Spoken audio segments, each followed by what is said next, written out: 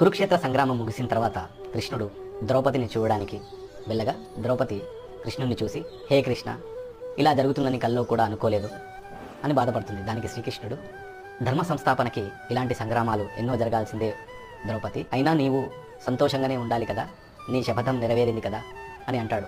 దానికి ద్రౌపది, ఇంతమంది చావుని చూసిన తర్వాత కూడా నువ్వు ఇలా ఎలా మాట్లాడగలుగుతున్నావు కృష్ణ అని అంటుంది.